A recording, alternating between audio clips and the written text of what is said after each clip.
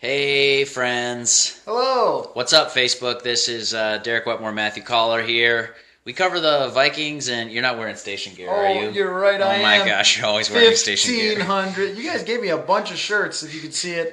1,500 ESPN shirt under this nice sweater. Fantastic. I went with a sweater. What do you think? It's kind of bland. Yeah, plain Jane. Yeah, but just for continuity. Sure, fair It's important enough. in sports. I was gonna say, what is it? The Omar quote that if you shoot for the king, you best not miss. Yeah, well, you I was not shooting for the king. You might have missed with that sweater. I have a Buffalo Bills Christmas sweater that someone gave me that is designed terribly on purpose. Sure. That's the only. You should wear that. Yes, I should. It's the only one that could compete with your sweater game. This is just a sweater. It is not a sweater meant to challenge you. Sweater game.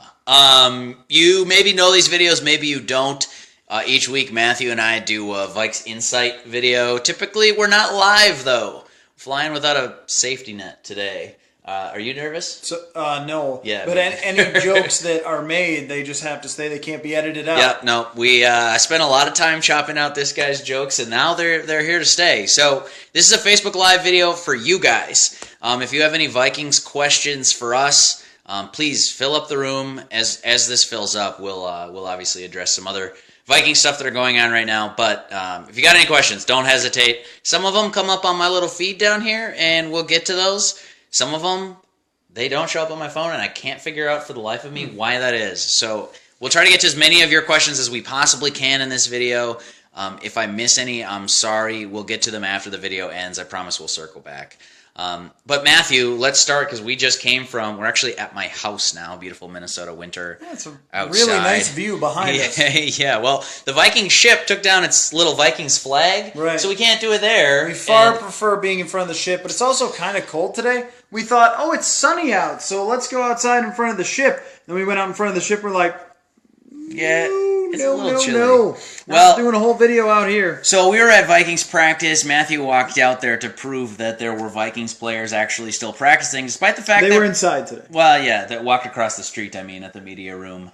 Despite the fact that Week 17 doesn't really mean anything for the Vikings or for the Bears, for that matter.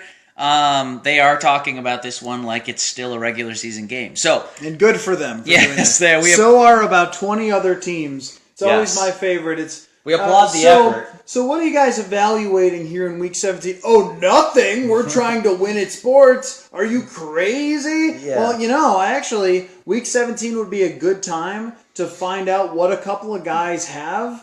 I think about, I don't know, Jaron Curse for this. Sure. I don't need Harrison Smith going out there and playing on a leg and a half against Chicago just to prove that he can or to really try to win that game against Chicago. I would much rather see Jaron Curse to see if he's actually a player or not. They drafted him in the 7th round. The times that he was in, there were some moments that were halfway decent. Yeah. There were some moments that were really poor. But Mike Zimmer said that he has hope for Curse and he likes some of the things he's seen. Well, okay. Put him out there for this game then. It's against the Bears. If you finish 7-9 or 8-8, it just does not matter at all. Yeah. Zimmer proud though. Zimmer's press conference very much read like he was tired of talking about anything end of season, any player evaluations. That was not going to happen on Zimmer's watch. He asked on a handful of occasions, "Can we please just talk about the Bears, you guys?" And no media member wanted to talk about the Bears. Hard to blame them. The other big takeaway from practice, and we'll start getting to some questions as they file in here. If you have any questions, leave them below. We'll start getting to those in a second. But Adrian Peterson, not practicing on Wednesday. I would be, frankly, shocked if he played on Sunday. What are your feelings on Peterson? And maybe if you want to go big picture, too, as this winds down, where he stands with the Vikings. We have an audio problem, Steve. It says... Audio died. Oh, we don't want the audio dead. No, we don't. Is your hand on the microphone? No. How about now, friends? Hey, can you hear us? Is his hand on the microphone? Was that the problem? This happened in our post-game Vikings vent line as well. Help us out here. No sound. No sound. Oh, better. Hey! All right, great. Your hand. You're still giving this. Give me this. I think you gotta hold it. Okay. Hold it on the sides as opposed to on the bottom. Right. That's for future reference for Derek Wetmore. We got it now. Thank you. Speaking, you were the one that's saying, "Oh, it's unedited, so you better not make any dumb jokes." Well, you better not stop our audio from working either, because we can't edit that out. Well, thank you, everyone. Yes. All right, Adrian Peterson was not practicing today, which means, Derek, I think the Adrian Peterson at least 2016 season is over. And if I were to take a guess, I would say that the Adrian Peterson era is over in Minnesota. Sure. It's hard to see them taking on $18 million in salary next year. So obviously, you'd go to them. Now, it's funny how we go with this like it's just factual and we know this. This could break any number of ways. But logically speaking, $18 million is a lot to pay a running back of his age, even one of his caliber. Fine, I know he's had a great career. What do you really expect from him in 2017? Not $18 million worth, so you'd approach him with a restructure, right? And this is just me reading the tea leaves. Adrian Peterson, he's got a little bit of an ego to him. I wonder how he'd respond, Matthew, if you went and said, "Hey, we like you, we want you back, but we want you back for less money than we originally told you we were going to pay you." How does that sound, guy? I don't think that his camp would be very receptive to that. Now, that's just a total guess on my part. But with somebody who has such pride and so much ego involved as Adrian Peterson does, the old football cliche is it's easier to take a pay cut from another team rather than your current team. So that's just my total wild speculation guess. Nathan, we have a tripod somewhere. The tripod's at the station, and it's actually not for this phone. That's the problem. That's the excuse on the tripod. If we were able to, we would. In fact, working on getting more gear so we have all of our tech satisfied. I was going to say, it's more natural this way. I feel like I can really connect to you and do close-ups on myself. We could have told that lie. As opposed to, but that would be a lie. Now, Robert chiming in with no one's going to pick up Adrian Peterson. Yeah, they will. I mean, he'll find a job if he does not end up with Minnesota next year, which I don't think it would be a good idea for the Vikings to stick with Adrian Peterson. As great of a career as it's been, I think at this point, it's been too much, even this year when he's been in, of feeling beholden to him. He needs to get X number of carries. And we saw that even against Indianapolis, where he's the first one to get the ball in the first 2 plays of the game because AP's back and because of the memories. Well, forget those. You got to worry about winning that game. And I thought that it kind of put a shadow on that game right away. And it was kind of a hint, too, like, this is not going to work with Pat Shurmur, with Sam Bradford, if you want Stephon Diggs and Adam Thielen to be the big parts of your offense, and also feel like you have to go I-form and hand it off to Adrian Peterson, too, or every time he's in the game, you're going to have to give it to him. But I do think, Derek, to what Robert is saying, there will be a handful of teams that will want him. It'll be much easier for him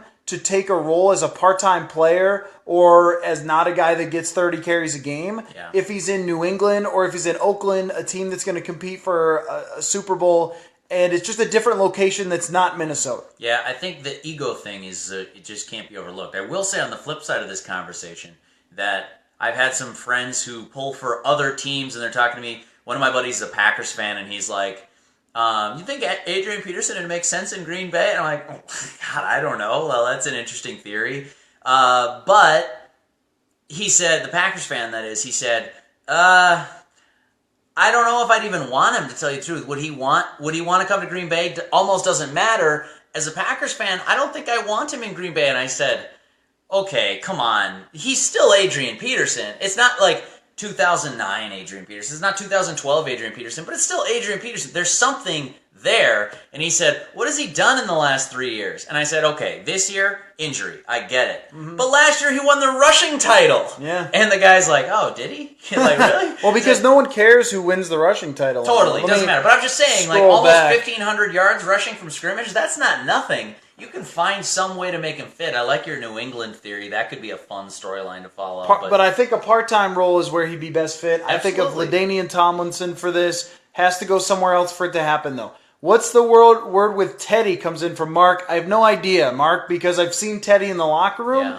and he's not talking yet. Nobody else is talking either. Some of the reports that came out have pretty much gone quiet. There were reports, well, it might be a longer-term injury than you think, or it might be career-threatening. Haven't heard a single peep from anybody since then, no matter who you ask. Yeah. I've tried reaching out to his agent, got nothing on that. So everybody's been asking around, but there's no word yet. That might be one of those things where we have to see where he's at come training camp time, because right now nobody knows exactly where Teddy is. I hope, though, that he talks before the end of the year, because he's been at his locker, he's been around the facility. I would like him to step forward and at least give the fans an update, because I think a lot of people want to know where he is with his recovery. Quick, before you go to another question here, I wouldn't be surprised if I was Teddy Bridgewater. I wouldn't want to talk, but I don't like, as a reporter, as someone who follows sports, when there's sort of that void of information. What's going to fill it? Speculation. Yeah. If Bridgewater doesn't talk, it doesn't mean the story goes away and hides under the rug. It means people take guesses, or you take these doctors around the league are concerned about. Well, what do doctors around the league know unless they've actually examined Teddy Bridgewater's knee, right? So that's dangerous when speculation just goes to fill the void. But that's what happens in modern sports. I'm really curious to see where he's at come, August, because when he goes to Mankato, they've got to have made some kind of decision on Sam Bradford. They've got to have made some kind of decision on Adrian Peterson. I think the reason that they traded for Sam Bradford, and Rick Spielman said as much at the time of the trade, is because there were 2 years on the deal. That now Sam Bradford could be their quarterback next year. Basically, doesn't matter if Teddy Bridgewater can get healthy. If he can, I think of it more of as it's like gravy. It's a bonus. I would say that it's almost a guarantee your opening day starter is Sam Bradford, unless every doctor is wrong about how that knee injury goes. I'm just going to move my arm a little bit because it's getting tired. We can pass it off. I don't trust you anymore after early events. Good call. In this hard to blame you. Video cast thing. All right, so the Bills fired Rex Ryan after he was 7-8. So they'll probably make a quarterback change, not saying Zim should go. This is coming from David. Will the Vikes just blame injuries and not make changes? I would guess that that's it, yeah. I think after this last week and cornerback gate or Rogue One series or whatever you want to, you guys are brutal. Funny name for that, whatever you want to call it. Was Cornerback Mutiny 2016 not creative enough Cornerback for you? Mutiny 2016 is fine. Okay. Cornerback gate is funnier to me. Only because sticking gate at the end of things is funny to me. Oh. I don't know if other people find it funny or not. Horribly offensive. But I would guess that the answer is yes. That there will be very few changes. That they're going to look to stack up the offensive line. There's a couple of free agents that they might be looking at. Andrew Whitworth is one. Rick Wagner of the Ravens is another, if you want to keep an eye on him. A couple of guys who have really good Pro Football Focus grades that may get $6 or $7 million, or Matt Kalil. That's where they're going to put their focus. But I just cannot see Mike Zimmer getting fired, Rick Spielman getting fired, or even them making a lot of changes on the coaching staff or anything like that. I think Tony Sperano probably comes back as the offensive line coach. I mean, there was nothing they could do really other than listen to Alex Boone, which I wrote about at 1500ESPN.com. Listen to Alex Boone next time. Yeah. When he says he can play tackle, put him at tackle and do not keep TJ Clemmings there. Try to figure out guard with somewhere else. Yeah. Zimmer addressed that basically. He was being asked about Pat Shurmur, who technically is the interim offensive coordinator. Yes. But I think everyone watching this video would speculate the same as I speculated at the time. I know our mutual friend Judd Zulgad was hammering this drum for a month. Hiring Pat Shurmur and putting him in an undesignated title role, basically, as a guy with all of the experience that he had in the past, you weren't hiring him to be that role. You were grooming him to be the next offensive coordinator. I know the offense hasn't been great this year, but Zimmer said he's going to take a couple of days after the season, and he's basically going to evaluate what went wrong. He says he doesn't want to make any rash decisions, and that leads me to believe that Zimmer's mentality is mostly going to be, but what could they have done with that offensive line?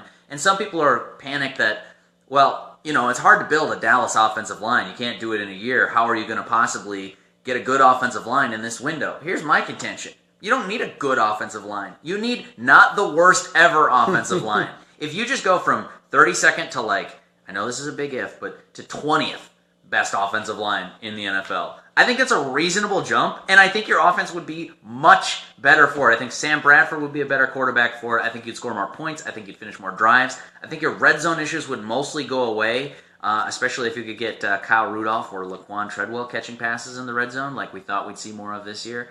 I just don't see real reason to blame somebody like Pat Shurmur. I would expect, and this is totally guessing based on reading between the lines of Zimmer's comments, I wouldn't see them moving on from him as offensive coordinator based on this year. I think instead they're going to try to patch up the personnel on the offensive line, but Sperano and Pat Shurmur, it's hard for me to sit here and blame those guys for what's gone wrong in 2016.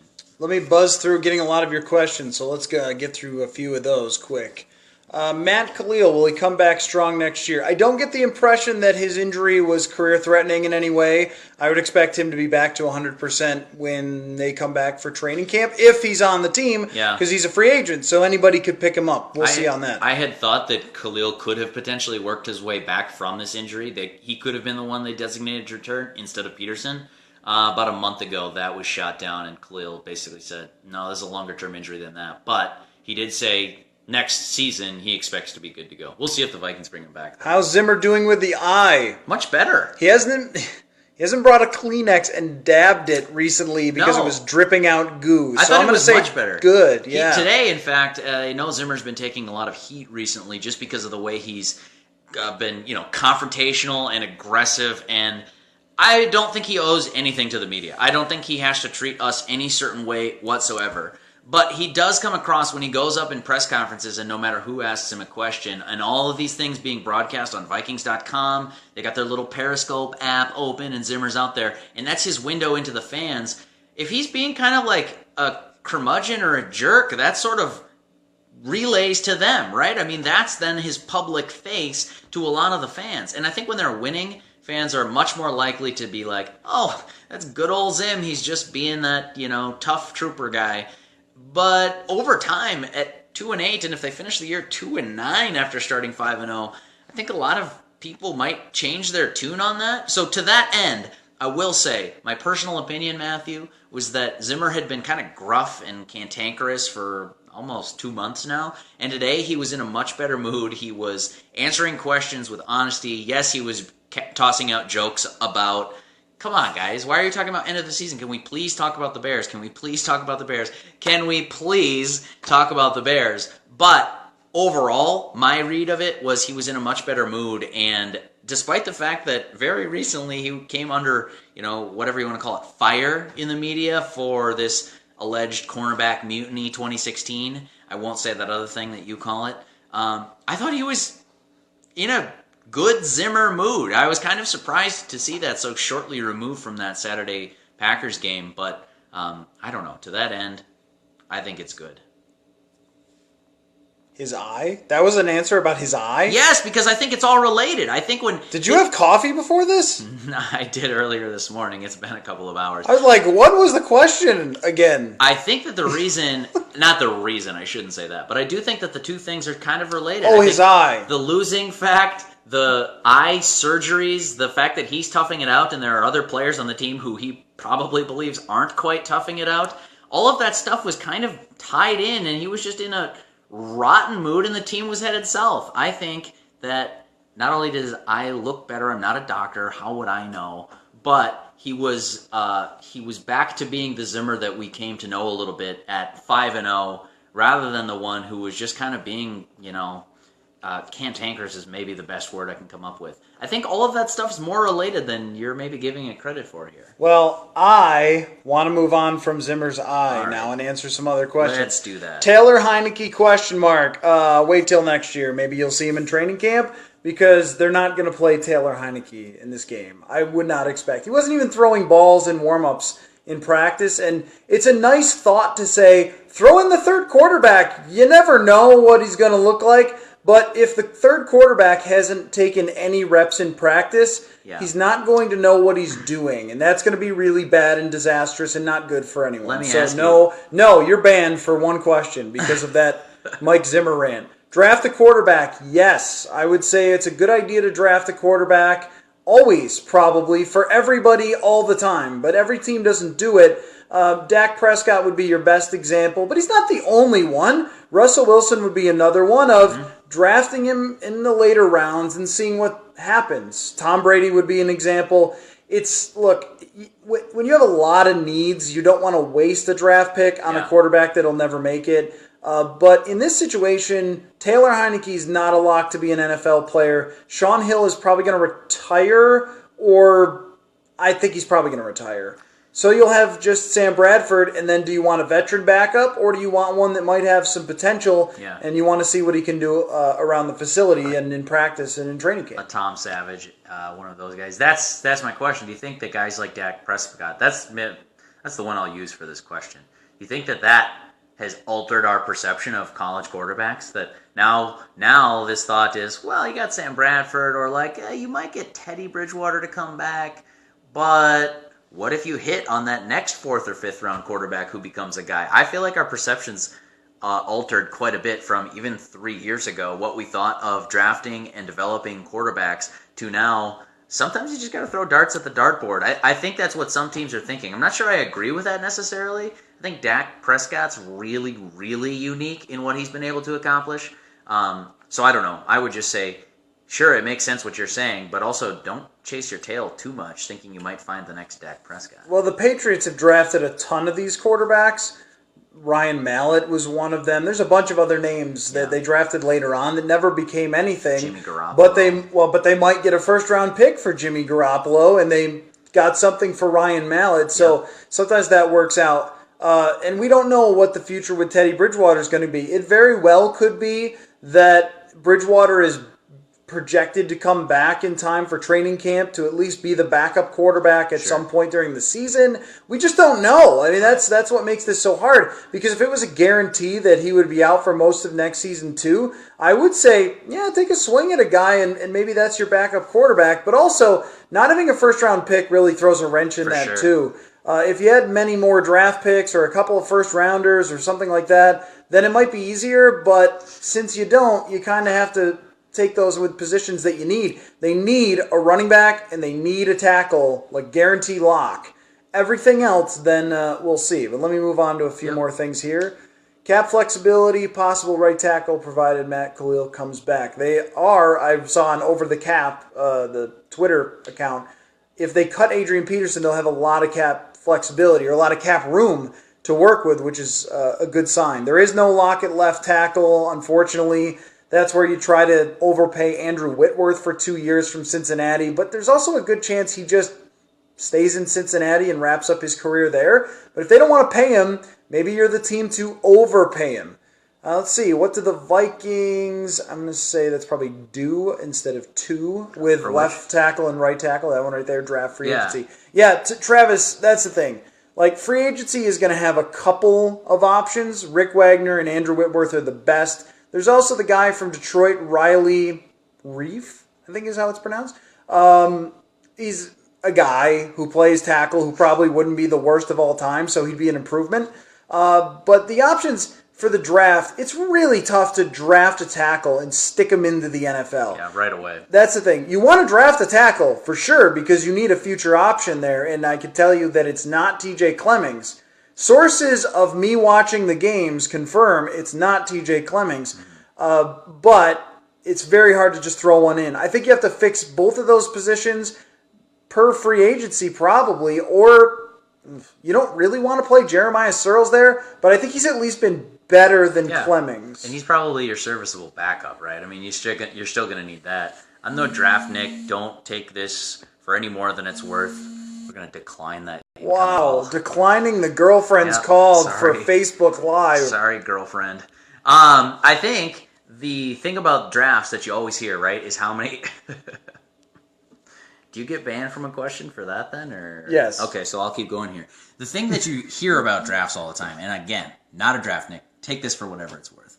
You hear that so many colleges are running that spread-style offense that offensive linemen don't actually have to be that good. So you see when they're then plugged in their rookie year, if they're thrust into the fire, it's like, whoa, this guy's not ready. You see that all over the place. And the fact that the Vikings don't have a first-rounder, like you just said, I think changes the math so much. They do have extra ammo in the third and fourth. Fine, you might orchestrate a trade, try to move up or something, or just collect a ton of assets. But I think the draft miss, and you and I might disagree on this, I think the draft miss is spending the 23rd pick on Laquon Treadwell, a guy who doesn't play.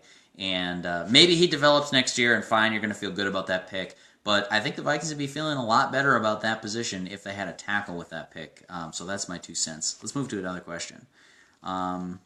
Go with the top one. I like the idea. Okay, well, you're banned, but I'll do it anyways. Nathan says, trade Bradford while his value's at its highest. draft a QB, play Taylor at the beginning of next year, and hope Teddy makes a full recovery. Okay, in order. Curious about the Bradford trade. I'm not sure where he'll be on the market because I think the Cowboys are going to have to trade Tony Romo, and he'd be your top quarterback off the board. Still, interesting idea, and the fact that you gave up a first and a fourth to get Bradford, be curious to know what, with 1 year left on his deal, what kind of value he'd bring back in return. But if you're drafting a quarterback, where are you drafting him? In the second round, in the third round? And then what are you doing about your offensive line? And if you're playing Taylor Heineke early in next year, I'm not sure what you're going to get from him, but how many games do you expect him to play? And more importantly, how many games do you expect him to win in a team that you're hoping to be in contention for the NFC North? I would be wary of punting games early next year if I was the Vikings. I'll let you come back. Okay, I'm back. Question. Here's what I like the idea other than the Taylor Heineke part. Yeah. Because I don't think you can play Taylor Heineke in the NFL. I have not seen him play, but really? I mean, you're really going to start a guy that you're not even sure is an NFL player for a couple games and hang on and wait? Not when you're in win-now mode with this franchise. Not when you've built it up for years of first-round picks, built up a defense with a defensive coach to win. However, the idea of trading Bradford is intriguing if there was somebody who really wanted him. I don't know who that would be. I mean, whoever misses out on Tony Romo could... Denvers of the world. Yeah, Denver, Houston. There's going to be a handful of teams. Maybe even the Jacksonville Jaguars, whose defense is not that bad, but Blake Bortles is atrocious.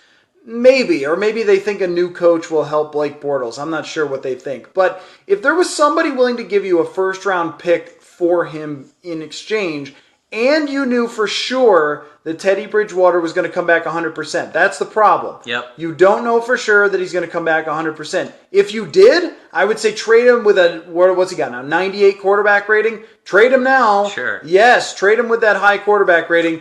But I'm just not sure on Teddy Bridgewater's knee, and that's the issue. If you were very confident Bridgewater would be back, you could have traded for a 1-year quarterback. But they didn't. They traded for a 2-year quarterback. Interesting idea, and I'm going to keep my eye on that this winter, this offseason, as we go along. But I think I'm with you on this one, Matt. So I guess good thing we lifted your ban in time to get to that. Yeah, thank you. Do you see the team bringing in a true number 1 wide receiver? No, I don't think they're going to do anything at wide receiver, really. I think they could make an addition, but I think they see Stephon Diggs and Adam Thielen as a pretty good tandem, and I do too. I don't know why people don't consider Stephon Diggs to be a number 1 wide receiver. Because he's not tall. That's the knock against him. He's not your Larry Fitzgerald, go up and get it. The best receiver in the league's not tall. Right. Antonio Brown, to me, is number 1. And I am playing devil's advocate here, my friend. I think that there's a section of the fan base that underappreciates Stephon Diggs because he's been dinged up a little. People hate that. Also, because he doesn't have the physique of a Des Bryant. But I think he has all the skills that scream number 1 wide receiver in the NFL today. It's just in terms of going deep. He can beat people deep. He did it. Actually, Sean Hill hit him with a deep pass. He beat the Packers on a deep bomb. If it had been a good throw against Chicago, he would have had a 50-yard catch. I think the issue is the offensive line has really ruined everything on this team. And it's ruined the ability to go down the field, so he ends up looking a lot more like an underneath wide receiver than a true number 1 wide receiver that's going down the field a lot. But if they are able to improve the offensive line, you can go deeper down the field. I'd like to answer this one too. This is not a ban. Go ahead, that's fine. This is the first comment on this. No, we're just tag teaming it. What happened did not happen with Laquon Treadwell. Seems to be a bust already. I don't ever like to call anybody a bust after 1 year, but it's looking that way. Yeah, it certainly is trending in that direction, especially with being sort of nicked up at the end of the season here, where he's got no chance to even totally redeem himself, as Dumb and Dumber would say. The issue with him, I think, one, is that he runs a 4.6 40, which I was joking around one day and said that the third-string tight end from Indianapolis probably runs the same 40.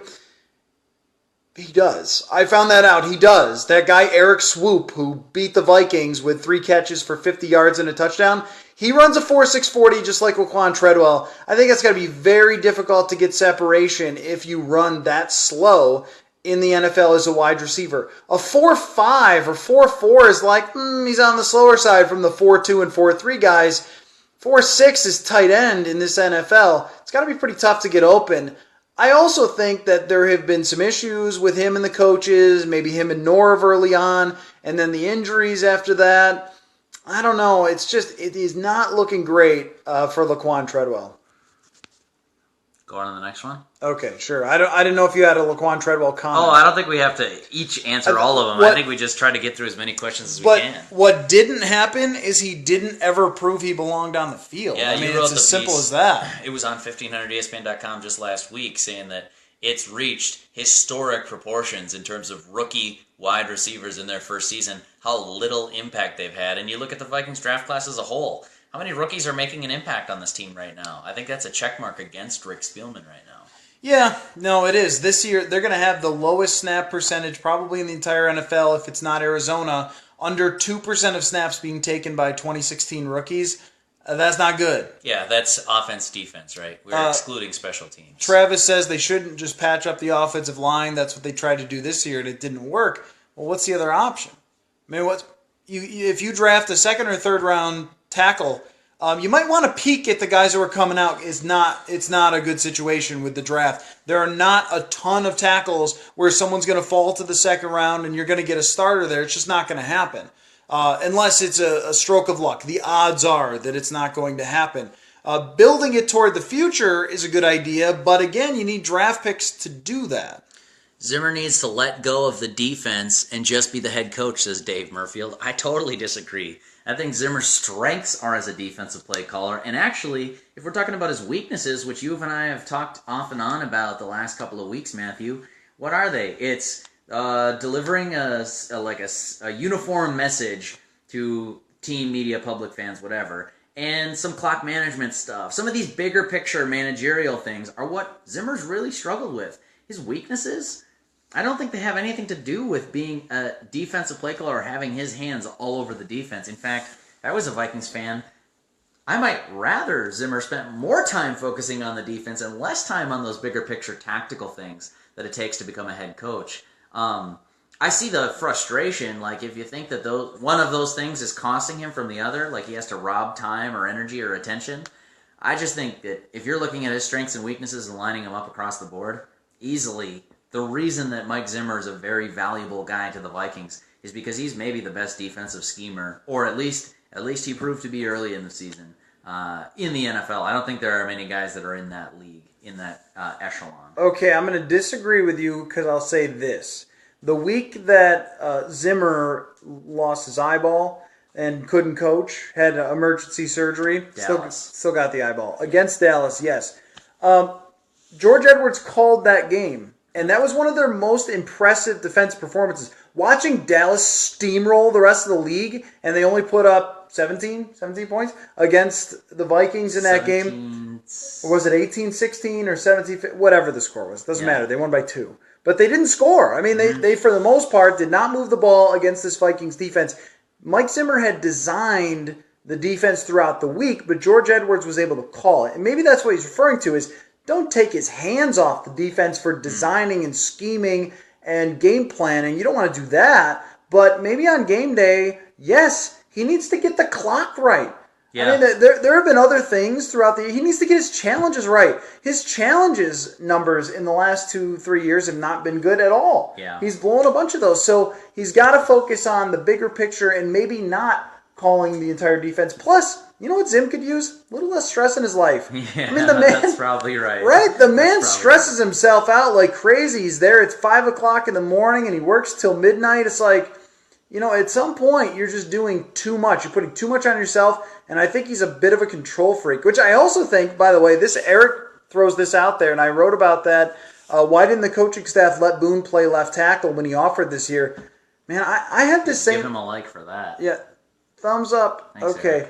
I had the same thought, and I wrote a little article on it, and, I mean, in a way, I wonder if part of it is just ego, well, I'm not the one that came up with it. You're the one that came up with it, so we're not doing it. I mean, I don't know. I know they try to do the smartest thing they can do all the time, but it was baffling to me that they wouldn't take TJ Clemmings out of the game, who was rated 73rd out of 74 on PFF, and put Boone there when he's played it before and is a much more talented offensive lineman. Can I get a tiny rebuttal on that last point just before we go on to Sam's question? Calling the defense, you mean? Calling the defense, and you said he's got to spend more time getting his challenges and get the clock right. We talked about this on a Sports Take show earlier, so I'll plug that podcast. YouTube, 1500 ESPN Twin Cities. Just stop. Shill, corporate shill. They're already here. Yeah, but this is the Facebook page. They need to go to the YouTube page. My only point is, we talked about this, and my point was, Zimmer does really well at some of these little things you mentioned, designing the defense. There are people around the league who think that there isn't anybody better at doing that right now in the NFL than Mike Zimmer. I would hire somebody to do the clock crap. I would hire somebody to get the challenges right. If I'm a head coach, I don't want that stuff to fall on my plate because I want to spend all of my time focusing on what I'm really uniquely good at. And for Zimmer, that's designing and calling defenses. I think you're right that he needs to be better at clock management. I think that in-game decision-making can be called into question sometimes. I would just take that off my plate. I would hire somebody else and say, you take care of that. I'm going to do this whole rest of the coaching thing. So that's my only point on that. Sam says, haven't seen this much shaky cam since Jason Bourne. It adds drama. It adds drama, bro. Yeah, that's why we're doing it. You should hear our soundtrack. It's just as good. Do you need me to change, or I'm fine. Banned on camera? We've got 14 tripods in this room alone. We just choose not to use them for drama. So, thank you. No I in Team EYE. Appreciate that, Tom. Rude. Do we want Christian McCaffrey? Maybe. He's a talented player. Here's my thing. I wrote a little while ago that I would be cool with it, maybe even excited by it, if Cordero Patterson was used as a running back sometimes. Because I think the new NFL, or a new idea that teams could use in the NFL, would be, instead of just having running backs kind of do their own exact role and wide receivers do their own exact role. You're a slot receiver. You're an outside receiver. You're a tight end. You're this. That having players who could change those positions or be interchangeable in those positions would be really dangerous and exciting. And Christian McCaffrey might be that type of player, possibly. I think about it in NBA terms. Having bigs switch to bigs and small switch to bigs and everything like that. The more fluid you can be with your offensive and defensive switching in the NBA, the more likely you are to have a good offensive rating. And good point. Those fours, what do they call them? The power forwards, they're stretch fours? Yeah. Well, I think it's the same thing with smalls. Like if you're say an off guard, and coaches don't talk about it in terms of, like we used to think, 1, 2, 3, 4, 5, right? There's just like bigs and smalls. And if you're a small who can switch and not get destroyed in the post, suddenly you have more defensive value to your team. And that's just obviously oversimplified. But NFL, same thing. I'm kind of curious about your Cordero idea. If the Vikings choose to retain his services because he'll be a free agent, I think he'll get a fairly big money deal. I think Vikings fans are going to be surprised at some of the offers coming in at Cordero Patterson. All it takes is one team to be blown away and believe that, hey, this guy is a kick returner extraordinaire. We want the best kick returner in the league. And we've seen some things that the Vikings have screwed up. We think we can fix him as a wide receiver. All it takes is a tiny amount of hubris. And if you know anything about the NFL, Matthew, there's plenty of that to go around. Some team's going to pay Cordero Patterson. I'm curious to see if it'll be the Vikings. If it is, I'd like to see your idea at least given a shot. But if I'm a guessing man, I would say some team's going to pay him more money than the Vikings are willing to give him. See, this is where I thought that these last 2 weeks, final 2 weeks of the season, would have been good to try players out in certain positions. Yeah. And this week against Chicago, I very much doubt we'll see anything change. I doubt we'll see Jaron Curse. I doubt we'll see, who else? Rashad Hill. Zimmer was asked about this. They said, will you play into the young players? He said, what did I say 15 minutes ago? I said I just want to win. It's like, okay, all right. It's a bad idea. It's a bad idea. It's real game action. Treat it like a evaluation time for some of these new ideas. Or maybe he will and he just doesn't want to say it. Yeah. Offensive coordinator next year comes in from DJ. I believe that's going to be Pat Shurmur. That's my guess. I would be really surprised if they made a change there, especially since Mike Zimmer said that their statistics improved pretty greatly. Though not really. That he made a point to say that they had improved since Pat Shurmur had taken over. think it's more about him saying it than the actual facts of that. I think he'll consider moving on, but I think you're right. I think you look at the balance sheet at the end, he's going to go with Shurmur, largely because I think they pegged Shurmur as their guy last year. Yeah, I agree. I think that was already kind of decided, and that this year was kind of, well, there was turmoil at the transition from Norv Turner resigning and then Pat Shurmur taking over. That was our last Facebook Live video together, actually, the day Pat Shurmur took over, and I think you're going to see that again. I think they'll give consideration to the fact that they might have to go somewhere else at OC, but I think that one is pretty well decided. And they're just going to say, chalk it up to terrible offensive line play. Say, well, the offense could have been better. What more can a coach do? Yeah, you got to coach with the players that are out there, but not a lot of OCs out there that would have done well with this collection. But if they did decide to make a change, I mean, you blow this kind of lead, a 5-0, 5-0 record, and then miss the playoffs. Nobody should be considered safe or beyond evaluation. You shouldn't be putting up 13 points a game or something like that on offense and say, no, it's fine. Yeah. I mean, so if they were to reevaluate that situation, I think it's a good idea to look at who else might be out there, or if they don't believe the West Coast offense is the best fit, they might have also been thinking about who the best fit for Teddy Bridgewater would be when they hired Pat Shurmur to maybe take over eventually for Norv Turner, and now it's Sam Bradford instead. But the West Coast might also be good for Sam Bradford. So there's a lot of different angles to that. Is it possible that TJ Clemmings could move to the right or is better on the right side? No, he's bad. No, I'm sorry. No. TJ Clemmings cannot play starting tackle in the league. I'm not even sure if he really can play in the league. I think it's that bad. Right tackle, left tackle, anywhere he's been this year, he has been a complete liability, and it's kind of unfortunate. Devin jumps in with, will Teddy come back or his injury be career-ending? I just don't know. Yeah. I mean, that's what makes it so tough, is that there has been no recent information whatsoever, which I would guess is a bad sign, or it might just be the Vikings being the Vikings and the NFL being the NFL, that they don't want to show their cards at all. Maybe Teddy's out there running sprints right now. I have no idea, but I've seen him around the facility. He has been walking gingerly anytime we've seen him, but I have nothing else for you on that, which would make me think if there was any good signs, knowing how much fans love Teddy Bridgewater, they would want to put it out there, hey, Teddy's on his way back, everybody. Mm-hmm. So far, though, haven't really seen any of that. I kind of thought they'd have him blow the Gallahorn sometime this year, but they never did. They're doing the reunion tour, I get that. But I thought with his popularity, they might want to do that. Maybe I think they kind of just wanted a clean break from, well, this is technically it's Bradford's team now. Do we really want that awkward dynamic to be heightened any more than already? Imagine if he's healthy. Imagine how awkward that's going to be in training camp. Hey, Teddy, you lost your job to injury. How do you feel about that? Hey, Sam Bradford played kind of well, but not well enough to elevate the Vikings past their problems last year. Sam, how do you feel about that? Hey, Teddy. Hey, Sam, how do you feel about bunking together and trying to win the starting quarterback job? It's like, okay, there's so much drama's probably an overstatement, but it'll be dramatic. It'll be dramatic. It'll be awkward. No question. If he's back, it'll be dramatic. Yeah. It'll be every day in training camp who's looking better. Let's do QB updates. If they're both there, we'll do daily QB update day 4. Teddy Bridgewater took snaps with the first team today. Yes, and if they're splitting first team snaps, it'll be, Teddy outperformed Sam Bradford on those swing and wheel routes. Teddy was 13 for 15. Bradford was 14 of 15. Just ban training camp stats. I'm not doing it. Fine, I'm not doing it. I'll chart passes. That's fine. Check out my blog, 1500ESPN.com. Not going to happen.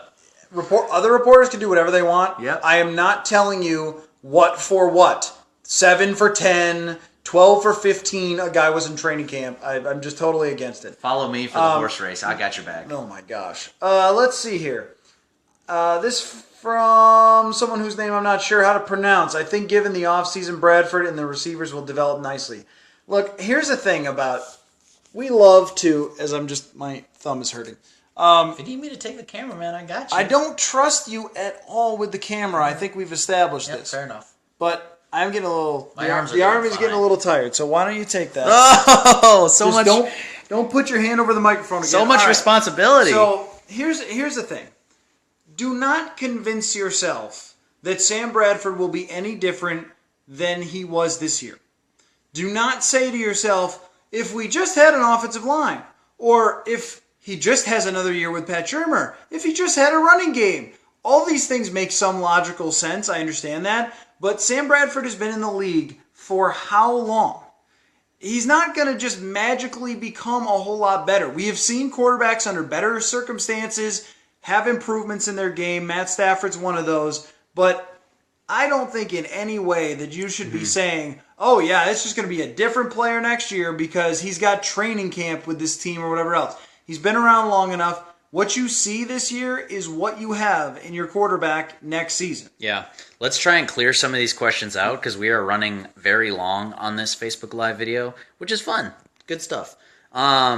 Rapid fire here. Does Cordero Patterson have a future with this team next year as a running back? I think they'll try to re-sign him, but I don't think they'll use my idea and play him at running back. Yeah, and we talked on that earlier. Maybe the question came in before we got to that, because then this DJ Griggs asks, will Shurmur remain as the OC, or do they bring in someone else? We already talked a lot of OC.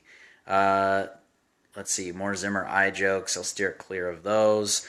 AP for Joe Thomas. No, they have a good running back. Yeah, I don't see that happening. But trading for Joe Thomas remains interesting. I'm not saying that, but Adrian Peterson for $18 million? You'd have to restructure to re-sign. Nobody wants to pay Adrian Peterson $18 million next year. Yes. And Isaiah Crowell is a good running back. Timothy Smith asks, who is the person lurking outside behind you? That scares me a little bit. That's a deer. Maybe go check that out later. Anthony Barr. What happened to Anthony Barr this season? I didn't see that. That's a longer answer than I really want to give. Because I'm tired. It's hard doing this. You're coasting right now, I think. No, I'm not. I give 110, and if you give 110 all the time, you get worn down. No, I'm just kidding. With Anthony Barr, I think there's a few things at play. One of them could just be nagging injuries that don't end up on the injury report. I think another part is when you're in the league for a couple of years and you're a really good player, other teams focus on any way possible that they can beat you. And I think that some of his weaknesses that were there all along have been taken advantage of by other teams. And what's going to happen going forward is he will have to make the adjustments. He's going to have to improve how well he does in zone coverage. I think Zimmer is right that some of the effort issues at times were there. I was just always surprised that Zimmer brought it up. But like going 110, like me on this video, has not always happened for Anthony Barr this season. That also could be a part of it. And in pass rush, he's fast and he's tall, but he doesn't have like pass rush moves that seem to be beating offensive linemen very often. I think that's another part of it too. It's probably a combination of all of those different things. Whether you can recover. Now there's a guy that I would be very interested in talking about trading in the offseason. Wow, that's a bomb. I think you comparing yourself while you talk on a video about sports to Anthony Barr playing in the NFL maybe disqualifies you from this next question. I don't agree. I think it's exactly the same. Just throwing that out there. Brad asked, any chance the Wilfs decide to get rid of the coaching staff with the way the season went? I don't think so. No. Zimmer got a contract extension in Mankato, and if you're the owners, couldn't you also look at the injuries on the offensive line and be like, all right, what do we expect him to do? I get what you're saying, but I don't see it happening. But I think next year, that's a conversation. Hot seat. You like hot seats, I don't know if hot seat is right. It's like, I don't know. It's sort of starting to bubble up underneath. It's not boiling. Would you say that Zimmer's on the simmer seat? No, I would not say that. That's not correct. It's more of like you turn on the oven, you've got the water on it, and you see a couple of little bubbles. The little bubbles form at the bottom. Simmering? No, simmering is sitting at a consistent temperature. This temperature is going up. Okay. And if they don't do very well to start next season, then you will hear that conversation. Zimmer on the simmer seat. Remember the last time the Vikings took a running back from Stanford? That was a waste of a pick. Toby Gerhart? Is that who you're talking about? I don't know. I don't have Christian McCaffrey might be a little different from Toby Gerhart. I don't have a Toby Gerhart analysis. Was kind of a fullback. Yeah, he was sort of miscast as running back. And then where'd he go? Jacksonville? No idea where he didn't went really hear a lot of him after that. Ty Montgomery did it. Why not Patterson? Hey, he wrote a piece on that. That's on 1500ESPN.com. Let's see. And someone was very mad about their running styles being different. I think with Cordero Patterson that he's shown this year that he is so good, and in the past too, in 2013 also, just so good with the ball that he can make plays. So find every way possible. He doesn't have to be a full-time running back. Just find every way possible to get him the ball. Brad says, you keep saying the O-line is the injuries are the reason the problems on this team. When the O-line was healthy at the beginning of the season, we still had issues establishing a running game. Well, sure, but at that point you'd already lost Phil Lodeholt to retirement. Mike Harris also. Mike Harris was down. Sullivan. You cut John Sullivan in camp because you thought Joe Berger was going to be such an upgrade there. And he is. Sure, and Berger's fine. Good. Fine. My only point is that you had already started to see the attrition at the offensive line by game Andre number Smith 1. is almost as bad as the other guys that have been out there. He's not quite as bad as TJ Clemmings, but he's close. Yeah, you got to upgrade the offensive line. So the offensive line was still bad even before all these injuries. Yeah, Travis, what do you got? Whoops. Travis, I got to click to see more. If that's the case, then honestly, Spielman should be questioned as the general manager moving forward. Other than Xavier Rose and Harrison Smith, I can't think of anyone he's drafted that have worked out. Yeah, if Sharif Floyd stayed healthy, you'd feel a little better. There's plenty of guys who have. I mean, Daniil Hunter was drafted in the 3rd round. Everson Griffin was a 4th rounder. Yeah, there's lots of guys who have. But to your point, even if there's a lot of good draft picks in there, highly questionable right now. When you go from 5-0 to collapse, and then you look forward and go, what's Laquon Treadwell? What's Trey Wayans? How about some of the free agent moves that you made? All of it is worth questioning when something like this happens. And I think Spielman is in that same simmer, if you want to call it that. I would not. But it's the same thing. It's, all right, we're not there yet, but we could be next year depending on what happens. Yeah, for sure. Randy asked, what's the story on the Vikings defensive backs disrespecting Coach Zimmer? Oh, it's very complicated. It's longer than this video could possibly do. We should just do another podcast on that. Or did you guys? You must have done a Purple podcast on that. Well, we did a Purple podcast on that. But long answer short is, if I were just to guess, I would say that the players were frustrated about the scheme against Indianapolis, and also there had been headbutting a little bit just about Mike Zimmer and how he had been treating players at times, and there was a message to be sent. Yeah. Or it's also possible that Terrence Newman just wanted one more shot at showing that at 38 he could still compete at the highest level because he's going to be a free agent, or he just thought it was the best way to win. Either way, it is kind of a big deal, but the best way to handle it was certainly not the Vikings lying about it and just pretending it didn't happen. If they had just come out and said, look, guys, Terrence and I have a relationship like this where sometimes he does stuff like this and it's not that big of a deal, we're on the same page, we're fine, then it might have been like, okay, we could buy that. But when it was a bunch of different answers that didn't make sense... Yeah. Then you wonder, okay, now what's really going on here? Because we can't even tell the lies correctly. Right. The cover-up was kind of like, it's clearly a cover-up. I don't think there's any debate about that. Given what Xavier Rhodes told reporters at his locker Saturday at Lambeau, there's no way it's as harmless as what Zimmer wanted us to believe on Monday in his press conference. In this case, it's very rare that the cover-up is actually better than or worse than the crime. You hear that all the time, right? Cover-up's worse than the crime. Well, the crime was killing 3 people. It's not the cover-up, it's the crime. Sure, the crime is the problem. Yeah. But in this case, the cover-up was worse than the crime. Yeah. The crime was just players getting frustrated in a season that's completely collapsed and deciding on their own they were going to do something. I don't know. I guess I've heard both sides of that. I've heard NFL coaches say, yeah, sometimes players do stuff like that, and you have to deal with it. And others have said, I've never heard of anything like that. Well, come on. I mean, players sometimes do stuff they're not asked to do out there. Yeah, I think there's some gray in between there. What's the quick plug the podcast? We'll get to the last 2 questions. What was the Purple podcast that you guys talked about that? Well, we did. There's one going up later tonight, and we did one before on Mike Zimmer and Cornerback Gate, I believe it's called. Find that on iTunes. iTunes, Purple Podcast. That's got the whole story there. All right, what else we got? We got 2 more here. We got David and Travis chimes in one last time, and I think we're going to get out of here because this video has gone on too long. David says, disagree. Spielman has hit on a few good pieces. That's because you banned me earlier. Yeah, you just that was the wanted best it to be part. about you. All downhill from there. Spielman has hit on a few good pieces, however. he has had some big misses, and the lack of drafting OL in the first 3 rounds. Yeah, that's right. This one always gets me, though, a little bit, because why didn't you draft offensive linemen? Because you were busy drafting all the defensive players who are really good. Right. Or, Trey Waynes so far has not worked out, or Laquon, Treadwell. Those are first and second year players, so we'll see on that. I don't think we have the ability yet to say whether those are busts or not. You can only decide to focus your assets in one way or the other. When they had first drafted Christian Ponder, they tried to put pieces around him by drafting some skill players. Cordell Patterson was one of those.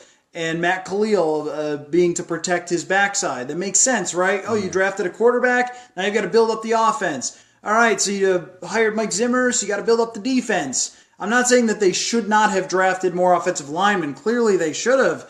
But it's always like you only get so many picks. So you have to make a decision of, can you fix the offensive line in a win-now year by signing Alex Boone and Andre Smith? They thought they could. It didn't work out. Travis, last question, and we'll shut her down for the day. You can find plenty of our stuff on 1500ESPN.com, though, and on iTunes. Tons of podcasts. Do you want me to plug the podcast one more time? Lots of podcasts. Great stuff.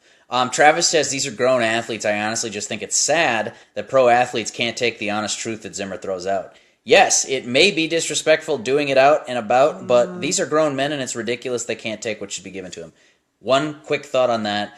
Zimmer is perfectly fine to dish, and he doesn't take a lot of criticism very well. And he doesn't take a lot of criticism in his job, not to his face anyway. So the fact that these athletes, if they felt disrespected, I'd side with the athletes in that case. I think to go out and say Sharif Floyd and just slander him in the media like, well, he doesn't fight back from injuries, basically is what you're saying. Yeah. I think that's really disrespectful. And if I'm the players or Sharif Floyd's my friend, I wouldn't want to take that from my boss, basically. Yep. I would say, like, well, hey, how about you treat us with a little bit more respect? If you really have our backs, why don't you show us that in the media? I think it's pretty simple. Yeah, the way that I would look at that is if you say treat them like grown men, they're grown men. You say, why can't they take it? I say, you got to treat them like that first. Yeah. If you're Mike Zimmer. And he had a little sort of slip of the tongue the other day where he referred to his players as kids, which can be endearing in a certain context, like, oh, these kids, they're trying their hardest, but these are not kids. These are men with families and a lot on the line here, and when you do go out and say certain things about a guy that cross the line, I think they feel as a grown-up offended by it sometimes. So, yeah, I mean, look at it one way or the other. Again, when a team falls apart, everyone's not going to feel great about each other. Yeah, when you're going great, it's very easy to say, oh yeah, Coach Zim, he's the best. Oh, that's just him being hard on us. But then when you've lost a bunch of games and he's culpable too, it's like, hey man, why don't you look in the mirror? The attitude toward that sort of thing changes. And I think, it's my opinion, that Mike Zimmer needs to reevaluate the way he handles players going into the offseason here. He should look at everything. He said, I'm going to look at the offensive coordinator in the offseason here. Well, look in the mirror too. Mm-hmm. Don't forget to look in the mirror too, because I feel like some good coaches have had great second careers when they have done that. Tom Coughlin's a great example. Awesome in Jacksonville. Hit some bumps in the road in New York, and then bounced back strong and ended up winning 2 Super Bowls. Mm-hmm. He's not the only one. Andy Reid, too. Things fell apart in Philadelphia. Now he's coaching a Alex Smith-led team to being 11-4. So you can do it. You can do it. Bill Belichick, too. Although Belichick was dealt the worst hand. Yes. I mean, your team leaving to go to Baltimore. That's just the worst. But still, another guy who in his second job learned some things from his first. Well, Zimmer is old, and he does not have time for second jobs. So he's going to have to figure it out in this job, how he needs to handle the players and other things too. I think he's already addressed that a little bit. That he's old? No. Were you there for the press conference, or were you at the locker room already when somebody asked the final question of a press conference on Monday? And it was a bit of a contentious press conference, I'll say, just as far as Monday press conferences go. The whole cornerback mutiny thing was being explained away and all this stuff. So it was tense a little bit. 2 weeks after he had called out Anthony Barr for coasting, someone asked Zimmer, hey, what did you think about Eric Kendricks' performance against the Packers on Saturday? How'd you feel he played? And Zimmer collected his breath and said, Well, I thought Anthony Barr had a great game. I thought he was really yeah. physical. I thought he brought it. And then Eric Kendricks had a good game, too. Yeah, more like, sorry, Anthony Barr. I'm sorry. I shouldn't have said that. I shouldn't have done that. I think, and to your point, Matthew, if he's self-evaluating and learning some of this stuff, I think that Zimmer is well-equipped to do that. I think he's a very sharp guy. And I think... We'll see. I think he's introspective enough to do it. I would, if I were, saying whether he would or would not, as we sit here today... I would expect he'd be the kind of guy who will do that and not just be stubborn. But who knows? That's just speculation. So do you have any parting thoughts? Thank you all for showing up. I think we covered a lot of stuff, and it's harder to do if nobody sends questions. That's right. So all you guys chiming in, thank you very much for that. And off season, I think we should do this. We should get together as friends. Brad and whatever that guy's name is. Radovan. Travis and who else is up there? DJ. Travis Cole, DJ. Let's all do this from time to time. Henry. Yeah, Nathan. I don't know. I think we should do Facebook Lives, and we should do do some live podcasts. You know what though? Promise tripod next time. We'll do a tripod. Yeah, we'll have some better sound quality too. He's Matthew Coller. I'm Derek Wetmore. In earnest, thank you guys for showing up for this Facebook Live event. We will... That's not a station hat, but that's okay. No, yeah, it's Under Armour. Get you a station hat, maybe. Thank you. Then wear it. Thanks for coming. We're going to sign off for now, but we'll see you again soon. Thanks for coming, guys.